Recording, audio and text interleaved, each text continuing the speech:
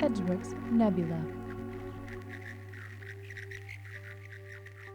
Hey folks, this is Alexander Wynn. And I am Lacey Hannon. And we are here with the latest episode of The Synthesis, the show where we talk about real science in entertainment.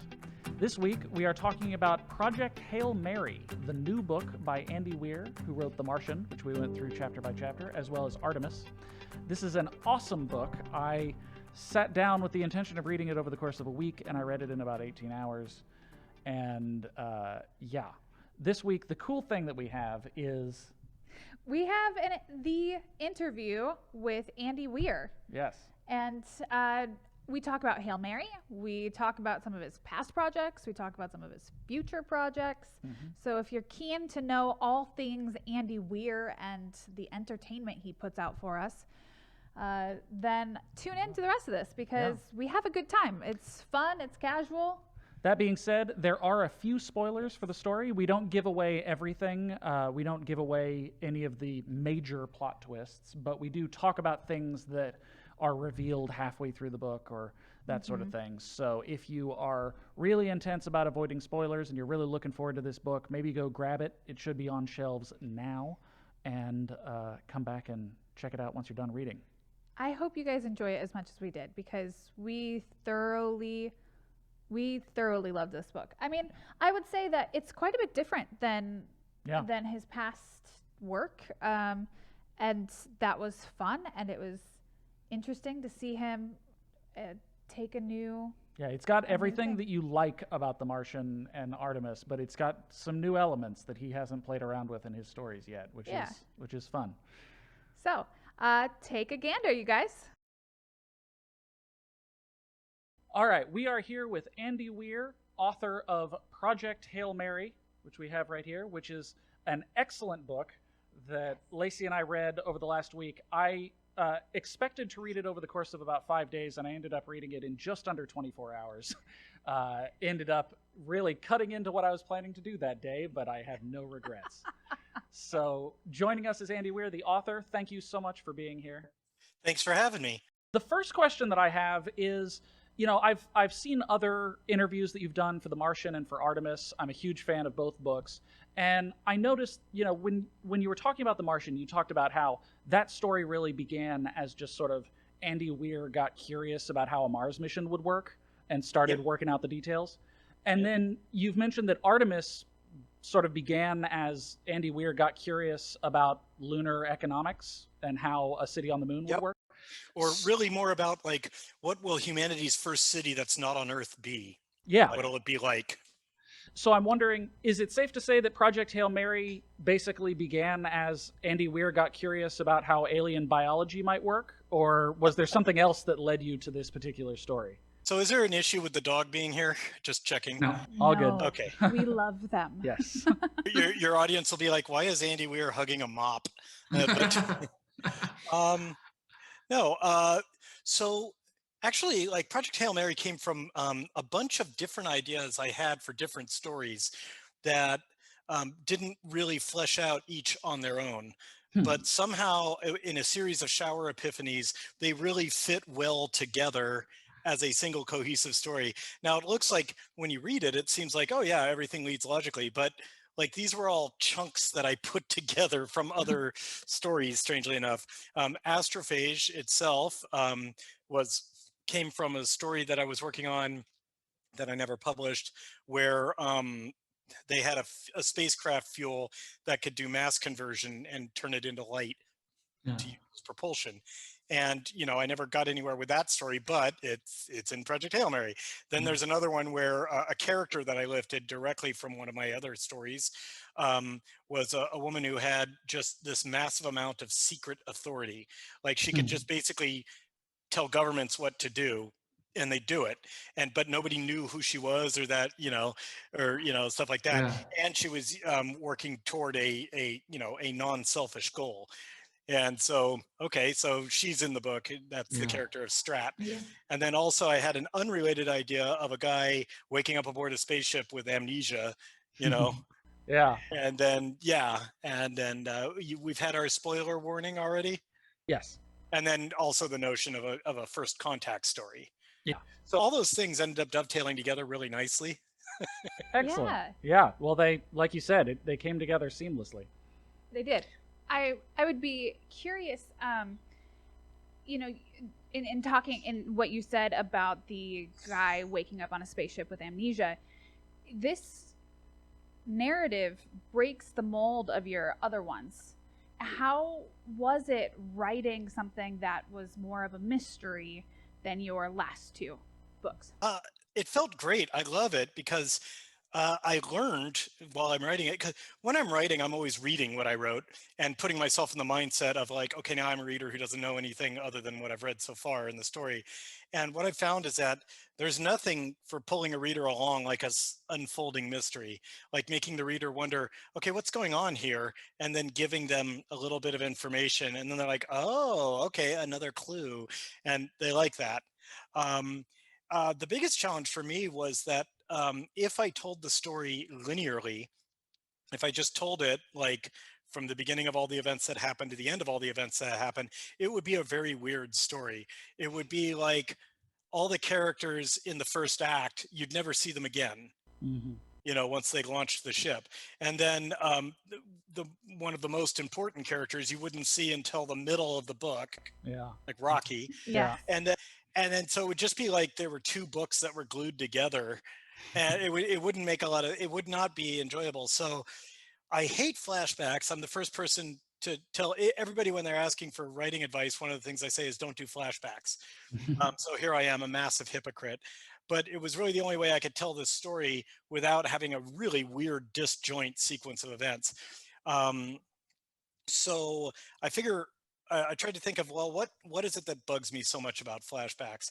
And what bugs me is I'm usually really invested in the primary plot, and then the flashback is used to show me some expositional crap I didn't care about. Like, oh, okay, here's like this, amazing events that are going on, oh, or shattering events, and now we're going to go back and spend 10 minutes of, like, if it's a TV show, 10 minutes of screen time showing you how the protagonist met his wife. I'm like, I don't give a crap about that. Go back to the main plot. Yeah. So I figure flashbacks it's kind of like you're out playing with your friends and your mom tells you to come in and clean your room, right? It's like that. And so I figure, well, it's all right if you're out playing with your friends and your mom tells you to come in and have pie. You know, it's okay if the flashbacks themselves are just as entertaining and compelling.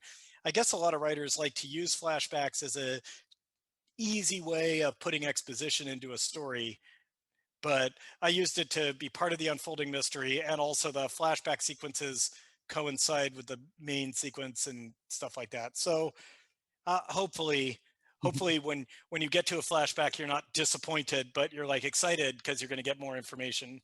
I Yeah. think that is how it plays out. Yeah. That was the goal. But Yeah. thank you. Good to hear. Yeah. Yeah. I will support that. That was definitely my reaction. Yeah, I was very fascinated by what was unfolding on Earth as well as the spaceship storyline. So, one of the things that obviously jumps out when you read Project Hail Mary as opposed to The Martian and Artemis is there are a lot more sort of fi parts of the sci-fi. There's aliens.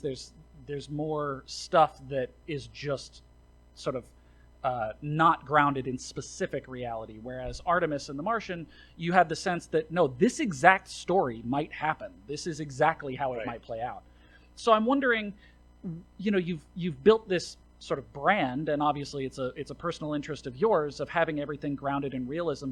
So when you did approach this story that was a little bit more fantastical, how did you decide where to allow for convenient fictions? Like, when is it okay to just make it up and say this is how it works because it does? Well, my goal was to make like this, there's alien life forms in this book, two different species and three, I guess. Yeah, three.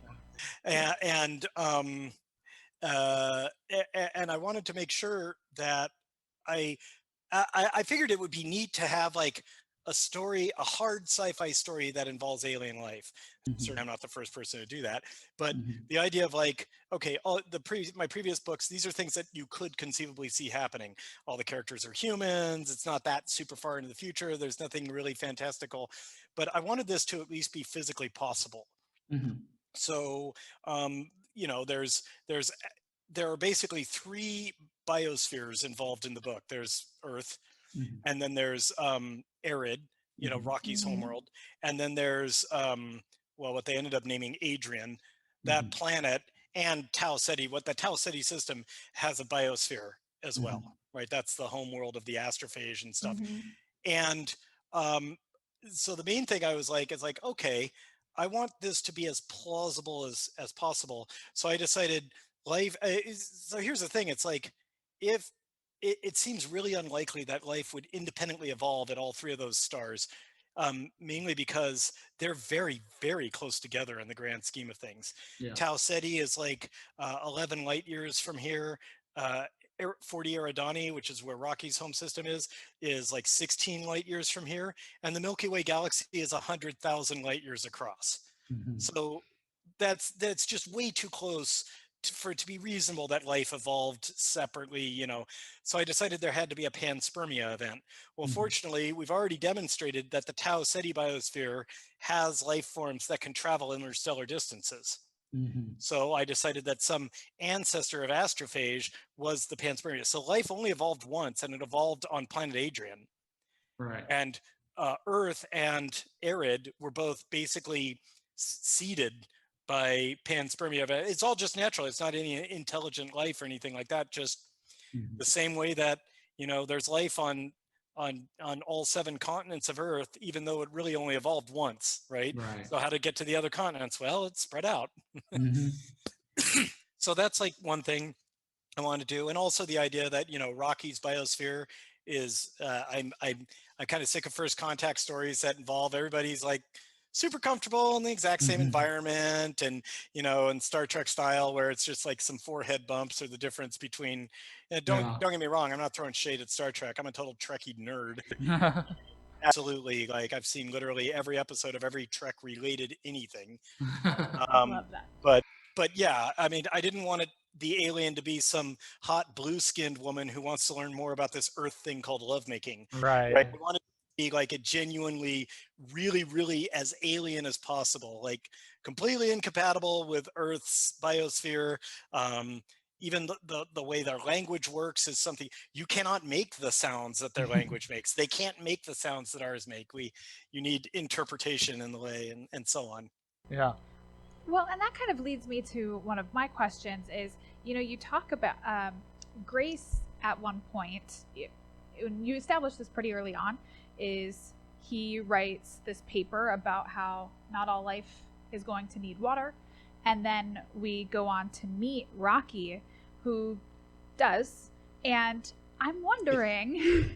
Grace is wrong. Yeah. And I'm wondering, like, yeah, okay, so maybe that just answers my question. I was kind of wondering, what camp do you fall in of, does it have to have water or not? I actually believe that you don't need water for life. I don't buy into the idea that water is required for any form of life. However, within the context of this story, it was a panspermia event. We're all descended from a single common ancestor, right? So the life that, well, in reality, it's the life that evolved on Earth, right? But within the story, it's the life that evolved on planet Adrian, evolved to require water. So all of its descendants require water. Yeah. The fundamental cellular mechanisms, everything, there's no getting around it. So all the life that he encountered does require water, which I thought would be a funny thing, because usually if you have a main character who's the sole voice saying one thing and everyone's telling him he's wrong, it's almost a guarantee that guy's going to turn out to be right. Yeah. I thought it'd be neat for once to have a main character who's just wrong. Yeah. I loved that. Because we, again, we just have done an in-depth, like a deep dive on The Martian, and we love how, intelligent and yet not a superhero that Watney is. Yeah. And his capacity for knowing lots of things or being able to pick up on things really quickly is awesome. And then you've got Grace, who's also incredibly intelligent, but is wrong on something that's pretty big, is fun. Although, to be fair, he was kind of partially right. One of the things his paper said was that the Goldilocks Zone is how do you feel about swearing on your show? You're all good. I do it all the time. That the Goldilocks Zone is bullshit. Right. Yeah. And this is a thing that I do believe, that this notion of the Goldilocks zone is like what? It's like, oh, this is the range where liquid water can happen. I'm like, no, the range is much larger than that. Yeah. All you need to have liquid water at a temperature above 100 degrees Celsius is to have more than one atmosphere of pressure. Yeah.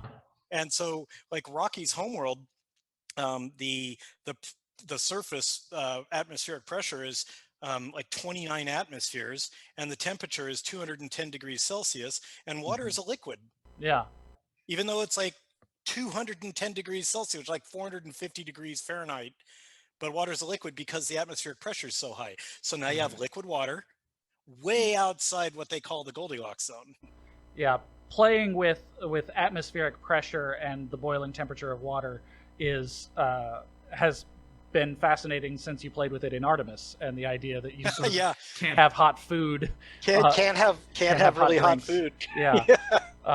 That is, that's Devastating. one of the things when we here at Edgeworks talk about, the future cultures that will exist on other planets. One of the first things I always reach for is different planets might have different cuisine because, for example, you can't have soup on this world because the atmospheric pressure is too low. It just tastes tepid and gross. So Yeah. that's a very fun thing to play with. So as you are as you're working on these things, the impression for the reader is there's a problem and the hero works on it and finds a solution and then moves forward.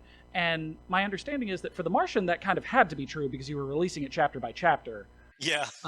But for subsequent books, you as the author do actually have the opportunity to hit something and then go back and be like, this would actually be a lot easier if he had 20 solar panels instead of 15 solar panels. I'm just going to go back and change the number of solar panels he had.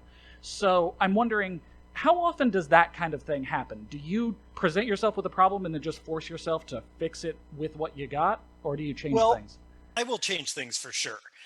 I'll change things to make it solvable. I won't necessarily make it easy on the protagonist, but I'll make it solvable. But also, I did do that on The Martian. I would go back and change chapters that I'd already posted. Oh, yeah? There was sort of a disclaimer on my site at the time when I was releasing it. I'm like, okay, this is a serial, but it's a book that I'm writing and you're seeing a chapter at a time. So I might go back and change chapters you've already read. And when I did that, so at the time I had a mailing list of regular readers and stuff like that. And when I changed things that I'd already posted a while ago, I would alert the readers. I would say, hey, everybody, chapter 7, I've made changes. Okay. So you can either go read chapter 7 again, or here's a recap of the changes that I made.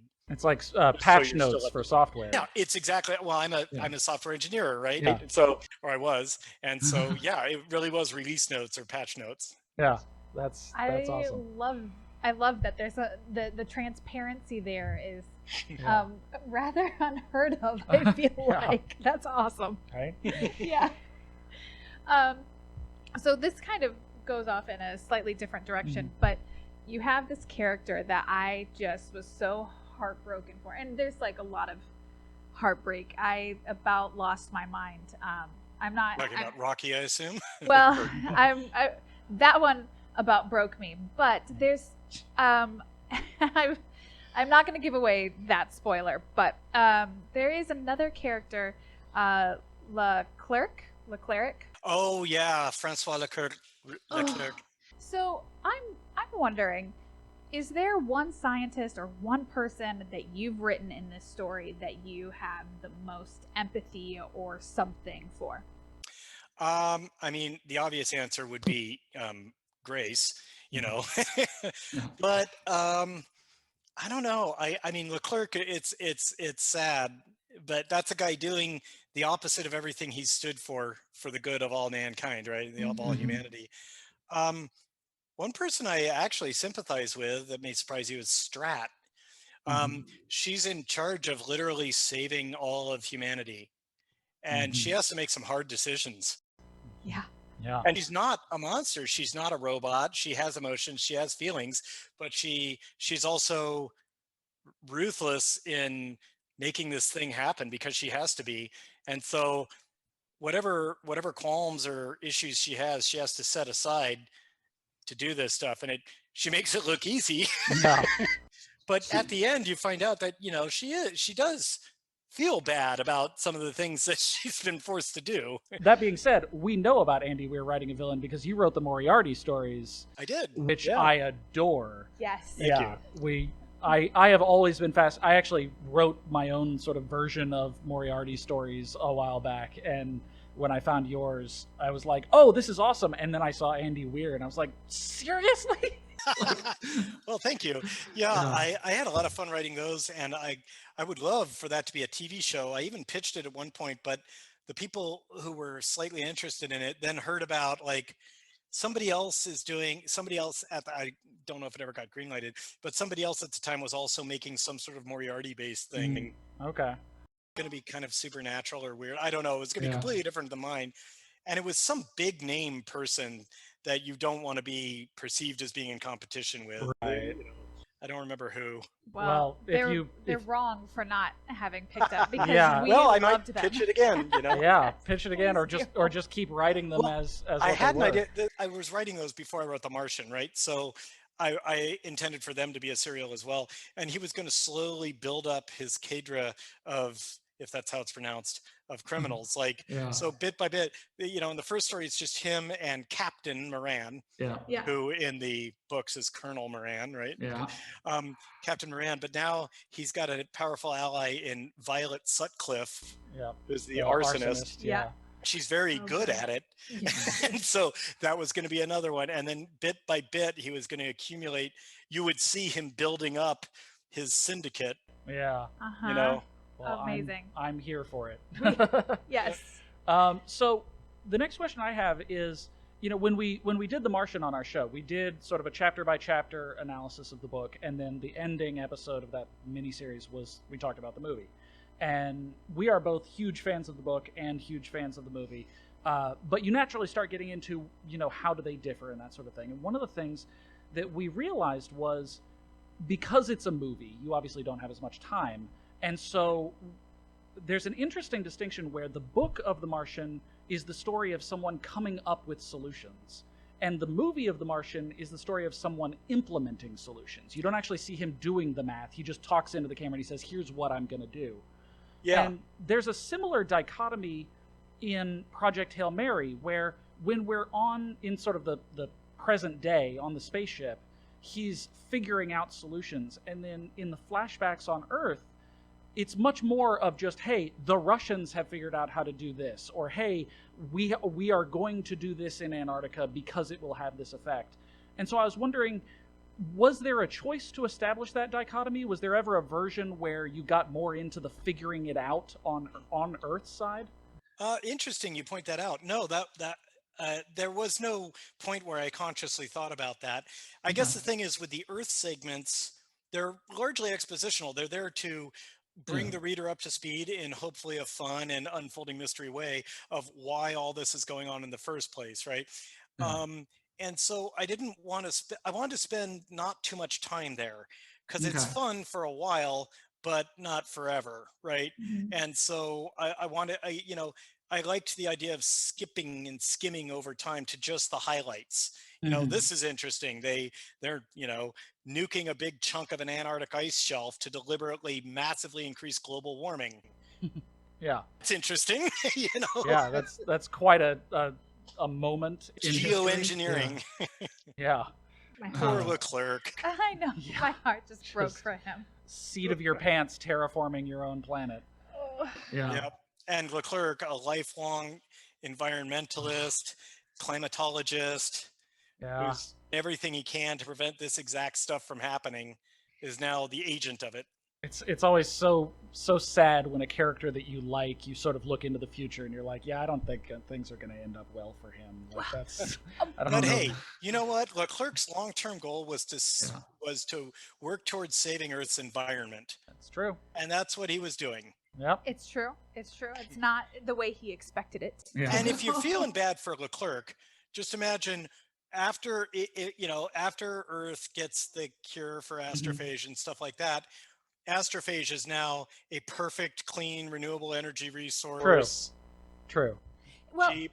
Yeah. And what I loved I believe it was about that scene, that you mention that climate change and climatology, like all of that, is really a science that's in its infancy. And Right. I thought that was kind of, I thought that was lovely of you to point out, because we tend to think of, oh, every 6 months technology has advanced again and again and again. Right. And we tend to forget that a lot of stuff that we know has taken centuries. And you're right. We don't give a lot of benefit to the fact that it is so young. Well, also, planets are large. So predicting what's going to happen across a system of that size is very difficult. Yeah.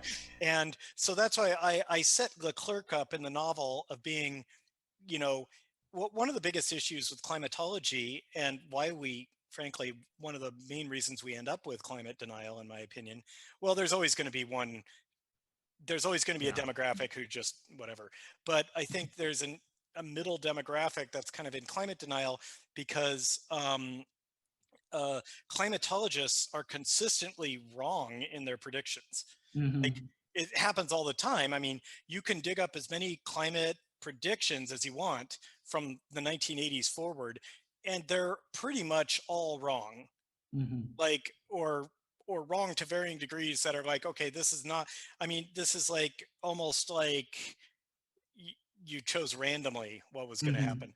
So I set Leclerc up as being like a climatologist whose models correctly predicted the future climate.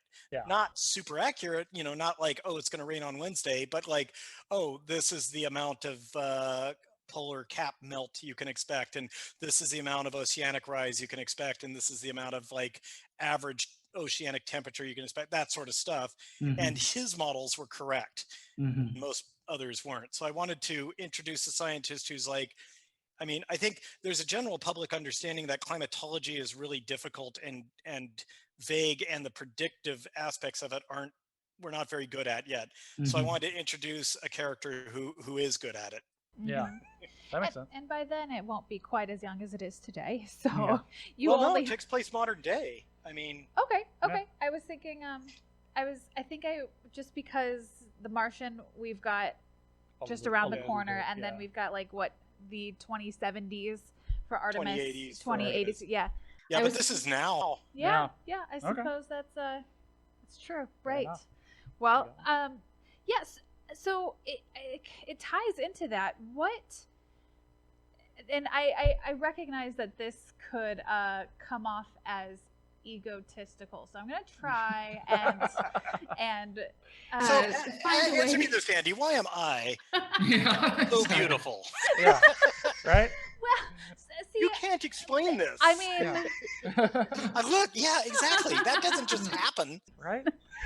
so okay, so you are so great at doing real science and entertainment, and I've always loved the historical in books and movies and all of that, and I've only recently learned that I enjoy science. That was not something that I knew could be true through at least college, and so it's like between him and between your books and the Martian movie that I've really come to discover, oh, I can A, understand this, and B, I might not retain all of it, but I can be reminded, oh yeah, no, like I got that. What is it that draws you to doing real science in all of your entertainment? And do you want to see more of that in the world from other people? I guess the first part I would say I'm drawn to it because I like it. Everybody has things that they're interested in and passionate about, and that happens to be mine. And so, Mhm. you write the stuff that you're interested in. Mm-hmm. But so I guess that's just it's important to me. Coco. Yes, I know you want attention. But as for the other thing, yes, I would love there to be more hard sci-fi because that's my favorite type of science fiction to read. After The Martian became a success, I thought, oh, this will be great. Now a bunch of hard sci-fi will come out and I can read it and enjoy it. And it didn't happen. Yeah. Nobody did that. And so I was like, well, the bad news is I don't have anything fun to read, that's right in my wheelhouse. The good news is I guess I own this market niche. You do. We are also disappointed that other people haven't been like, I feel like everyone's relying on you to do it, and I'm so sorry. I mean, also congratulations. It's okay for me, business-wise, it works. Exactly. Yeah, we actually, you know, with our show, The Synthesis, it's all about examining real science in entertainment. And we started this show and we did, you know, Apollo 13, and we checked out Gravity, we checked out The Martian, and then there was a point at which we were like, there's actually not that many things that we can talk about on this show. Like, eventually you just start doing historical movies like The Right Stuff and October Sky and those sorts of things, where you start getting into more like based on exactly real events. Because stories like The Martian, stories like Artemis, Apollo 13 that's not a was thing. based. Yeah. But you sort of, it's amazing how quickly you run out of hard sci-fi movies and TV shows. Coming soon to Edgeworth's Nebula.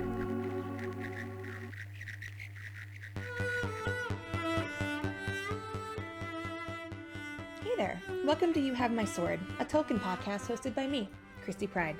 You Have My Sword is a comedic, historical deep dive on different topics from Tolkien's work, spanning The Hobbit, Lord of the Rings, The Silmarillion, and beyond. We'll talk about things like 𝕊𝕪𝕟𝕥𝕚𝕚, do men even deserve rights? Tom Bombadil, the ultimate wife guy. Beren and Luthien, a better love story than Twilight, and, yes, I'll tell you why the Eagles couldn't fly the goddamn ring to Mordor. You can find You Have My Sword on Instagram and Twitter at YHMS Podcast, or you can visit us at youhavemyswordpodcast.com. I do the research, you do the listening, everybody wins. Except Sauron. Fuck that guy. Catch y'all soon, and remember, you have my sword. Fun thing you may or may not know, you guys are really into this stuff, so you may already know, but one of the, so they, you know, for films, they always show them to preview audiences, right, beforehand, and get feedback, and then maybe even make changes. So it's like they do market testing and stuff like that. And for Apollo 13, they showed it to a bunch of people, and they got their feedback from it. And one of the pieces of feedback was, well, it was a cool movie, but it just seemed too unrealistic. If that really happened, there's no way the astronauts would survive. Yeah. Well, in that same vein, and perhaps even more horrifying, I'm sure you saw, I certainly did, all the people. Yeah, all the people who read The Martian or watched The Martian and then said, this is incredible. I can't believe they didn't cover this in our history class. Why didn't our teachers tell us about this? There were a really disturbingly large number of people who thought The Martian was like based on a true story. Yeah. Well, I guess, congratulations. Yeah, that's a compliment. I'm pretty sure. Yeah, you wrote something that's so believable. It's more believable than Apollo 13. Yeah, I guess so. Yeah. You know, that real science will do it for you. Seems more realistic than Apollo 13. Yeah. Yeah.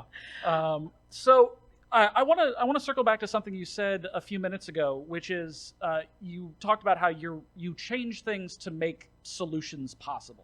Yeah. I'm curious, in Project Hail Mary or in your other books, can you give us some examples of times where the story led you to a place that you just sort of hit a brick wall and you're like, oh, he would just die. Like, there is no solution to this. Yeah. I had, so in The Martian, now this is something that is more in the book than in the movie. So in the movie, when he goes from the Ares 3 landing site to the Ares 4 landing site, it's just sort of a montage.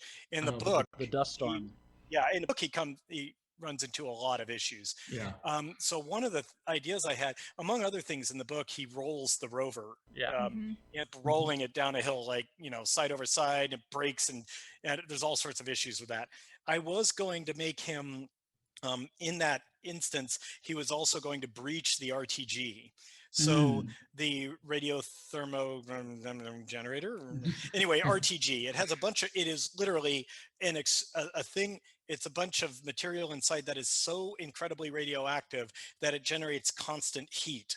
And then that heat is used to create electricity. So that's fine. And that's a real technology. That's what's powering Curiosity and now Perseverance.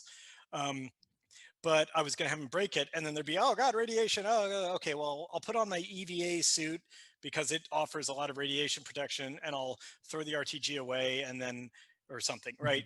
Okay, so that was going to be one of the challenges he faced. But from then on, he would have to be without that RTG. He wouldn't have the heat source in his rover. He wouldn't have the RTG helping recharge the rover and stuff like that. And all the numbers just told me there's no way that he would survive that. He would be Yeah. consuming power just to keep warm. He would be consuming power faster than he can possibly acquire it.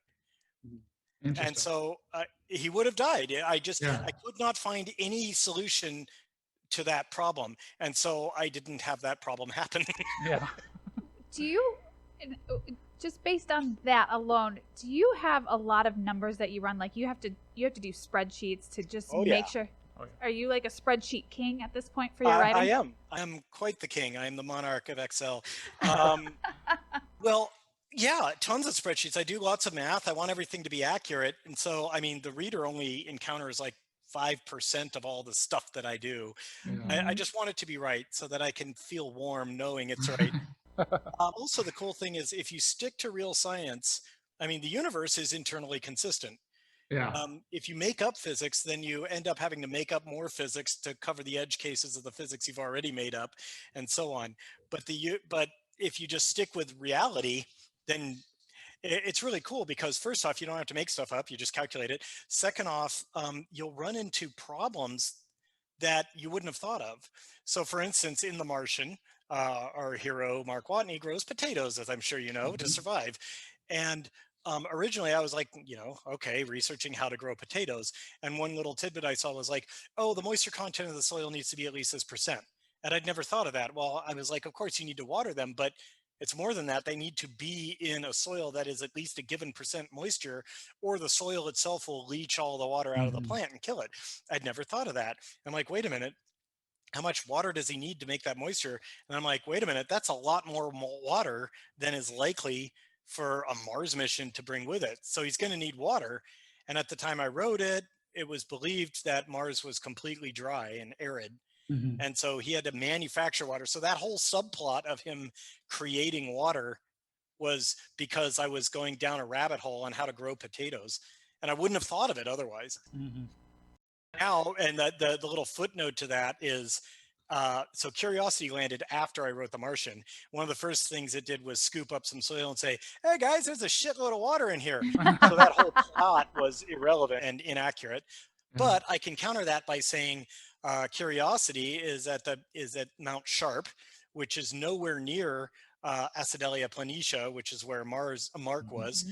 And so I say Acidalia planitia is a desert. I say that it has a different water content, and until somebody sends a probe there, they can't prove me wrong. That's right. And it's a big planet, and they're not going to hit every spot. It might take a while. Yeah, exactly. That actually was going to be my next question. I'm sorry to interrupt. No, go for it. There's one thing, so after I wrote The Martian, it was very popular. And of course, it was very popular with NASA and JPL folks, right?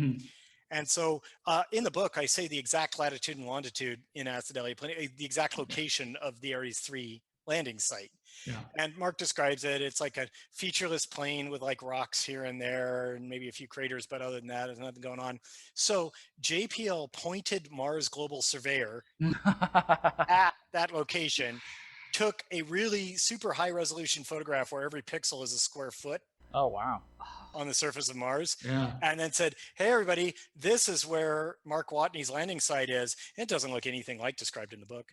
I'm like, You jerks. dick, you guys, come on. Yeah.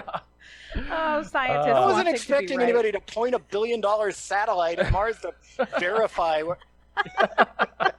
Maybe that's what scares people from writing hard sci-fi. Yeah. Nah. Well, it's funny that you say that, because that was actually going to be my next question. I'm a big fan of the Mars trilogy by Kim Stanley Robinson. And one of the things he has said is, he wrote that book in, I think, the 80s. And we obviously know a lot more about Mars now. And he has said things about the I don't know how this is pronounced, but perchlorates in the soil. Perchlorates in the soil. Things like that would have radically changed how the Mars trilogy would have gone down if he'd known at the time. Are there other examples of sort of future-proofing your stories? Do you do anything to try to anticipate what might be discovered, but we don't know yet? I really don't, because it's kind of pointless, to try to predict. I just focus on trying to make a novel that's fun to read at the time that it's released. Yeah. If you're writing speculative fiction about the future, you're going to be wrong. Yeah. Like, it's only a matter of time before your story is out of date. Right. Like, in another, 20, in 14 years, we will reach the date that The Martian takes place. And when it doesn't happen, my book will then be inaccurate. Right. Right. Or yeah. And Like- so I don't feel bad about that. Yeah. That makes sense.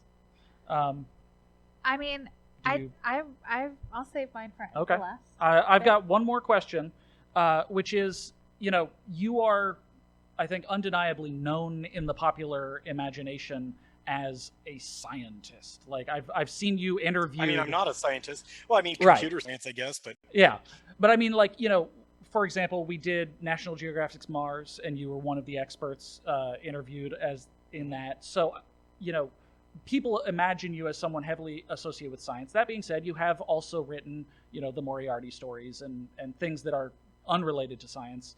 I was one of the 5 billion people who read The Martian and fell in love with it and then later went, wait, this is the guy who wrote The Egg?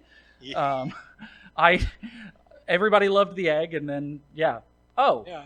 Thank you. So, what I was wondering is, because you have, what could be described as two natures, the storytelling and then the science, but obviously are one nature because you're one guy.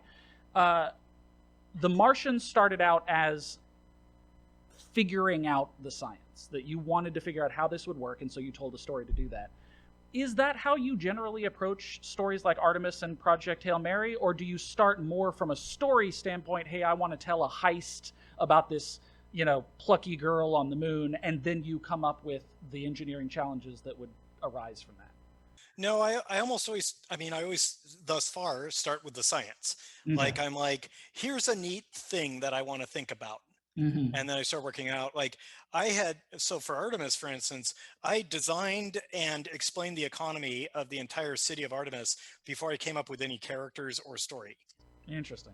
Like, I'm like, okay, now I put a huge amount of work into a setting. Mhm. Okay, now I need stuff to happen.